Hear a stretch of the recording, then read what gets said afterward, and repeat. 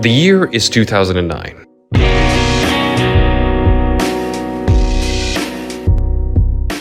You're a kid, it's the spooky season, you stumble upon this lonely poster at the theater for a movie called Astro Boy. Oh, what's this? It's 3D, the main character has rockets for legs? How cool is that?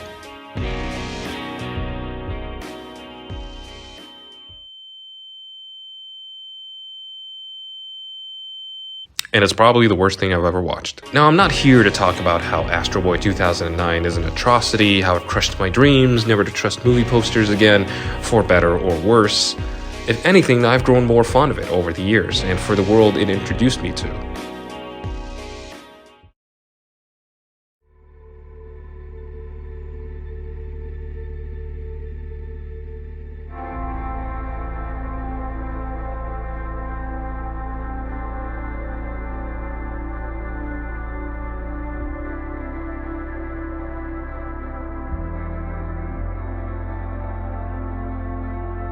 I've always been fascinated by science fiction, stories beyond our time in worlds so familiar yet equally foreign to our own. Flying cars, sentient robots, virtual reality. Those were the things that intrigued me the most as a kid. And as a kid, Astro Boy's world was the perfect conduit for that. There was nothing to me like Metro City at the time. Even if I didn't like the movie that much, I was still fascinated by its world, which led me down a rabbit hole into the world created by Osamu Tezuka. Now, if you've been around in the anime community for long enough, you probably know who Osamu Tezuka is by now. Often dubbed the godfather of manga. He made Kimba the White Lion, Dororo, and yes, Astro Boy. No, not that Astro Boy, this Astro Boy.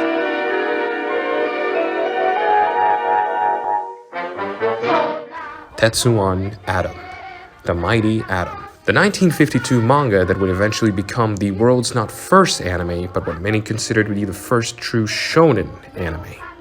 Mighty Atom is, like many shonen, a story about Atom, a robot boy built by Dr. Tenma to replace his dead son.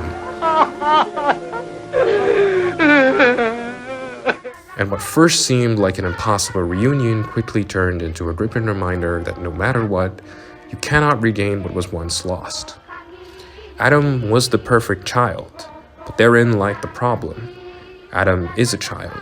He would forever remain a child, never to grow beyond what once was Dr. Tenma's son. Horrified by this revelation, Dr. Tenma, sold into a ringmaster where he would be forced to fight to the death with robots of all kinds. You know, standard shonen stuff. Until he meets Dr. Ochanomizu, who recognizes Atom for what he is, freeing him and allowing him to grow into Astro Boy. From then on, the story follows a formula of putting Atom in all kinds of situations where he fights for and protects people, eventually becoming a hero, the greatest robot on Earth. Or was he? Enter Pluto. The 2003 manga by Naoki Urasawa is an adaptation of one of Mighty Atom's most notable arcs, the greatest robot on Earth. Taken what is mostly a standard and yet pretty thoughtful shonen arc and reinterpreted into a suspenseful seinen. If you've watched my one video that I'm not too proud of, then you already know who Naoki Urasawa is.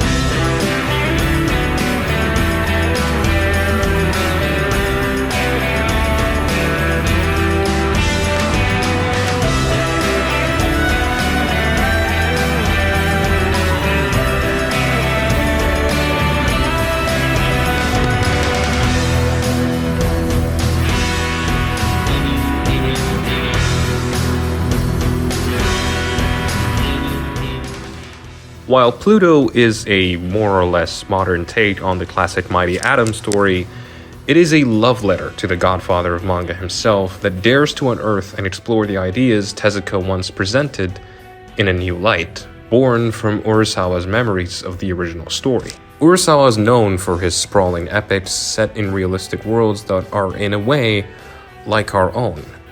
So imagine Tezuka's futuristic, fictional hyper-reality mixed in with Urasawa's realistic world. Well, you get Pluto. A bizarre yet beautiful world.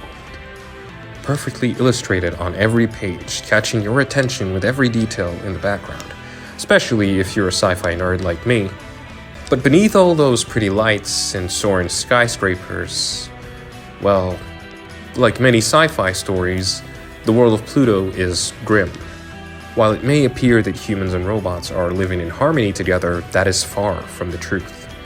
The robots are oppressed at every turn, even the humanoid ones. They are told to be the closest beings to humans, yet are treated with disdain.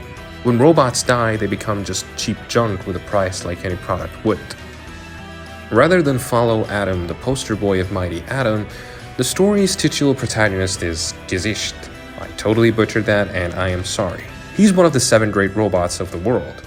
But more importantly, and what makes him a perfect protagonist for Urasawa's take on this suspenseful story, is that he's a detective. Urasawa transforms what is a relatively irrelevant character that only shows up for a couple of scenes and turns him into something more, akin to what he remembered. Much like the original arc, Pluto follows Gesicht as he investigates a string of murders across the globe that all share a distinctive pattern: horns. Gesicht himself calling the killer a demon, whether they were man or robot, a thought that is impossible when robots are specifically designed not to harm humans. Classic detective story reshaped with futuristic lens. At least, that's what appears on the surface. I want to ask you a couple of questions. What do you think it is that defines true emotion? Is it innate within our being? Why do humans hate humans? If robots can cry, then are we any different from them? What is it that makes us human? An answer I've seen come up several times is memories. In many great science fiction stories, memories are used as the key to spark emotions within robots. After all, memories define who we are. Or does it? Can something be made from nothing, something less than human, ever experience emotion? And if it does, what type of emotion will it be? Is it happiness, sadness, melancholy, or perhaps hatred?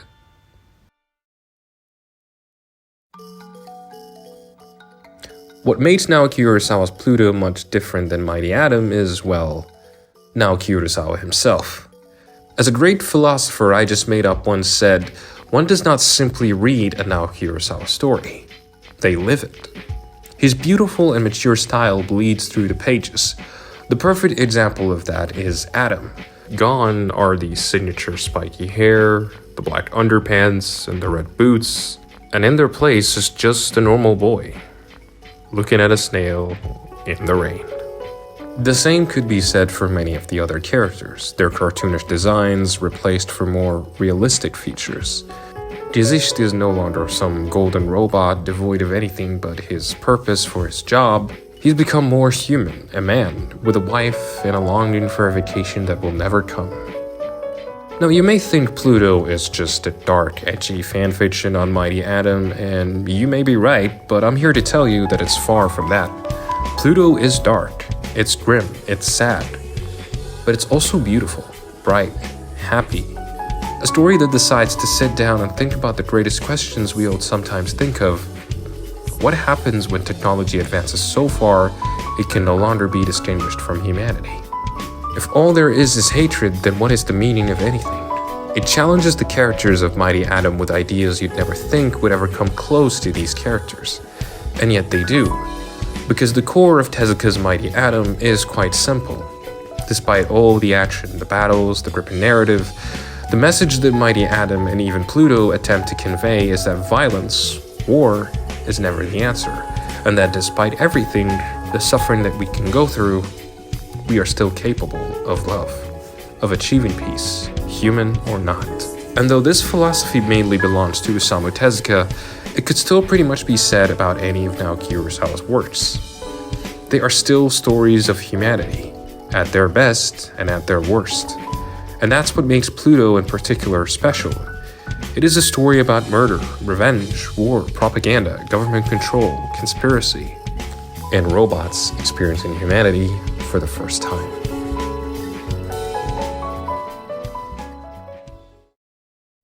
I could talk more about the story, the themes, but in my typical fashion, I don't want to spoil.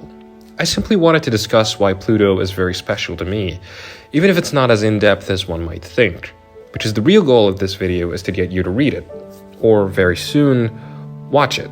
As some of you might know, there's a brand new anime adaptation of Pluto coming out on Netflix on October 26th. The first Naoki Urasawa anime since Monster, which is a pretty big deal if you ask me.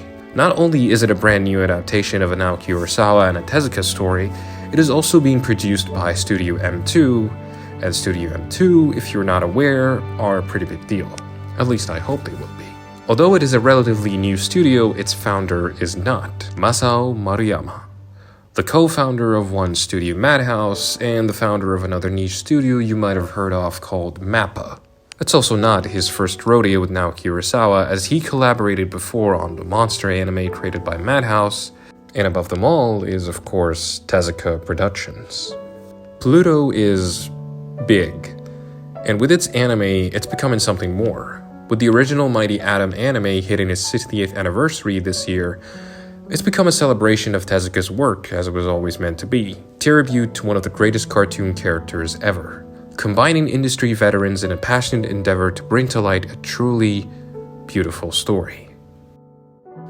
Thank you so much, my dear viewer, for making it through to the end.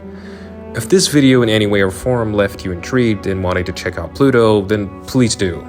Also leave a like and a comment down below on the way out if you can. Subscribe if you're not, and if you're interested in more of the stuff I do, check out the link in the description down below for stories that I've written. Once again, thank you for watching. May we meet again in another video. Bye-bye.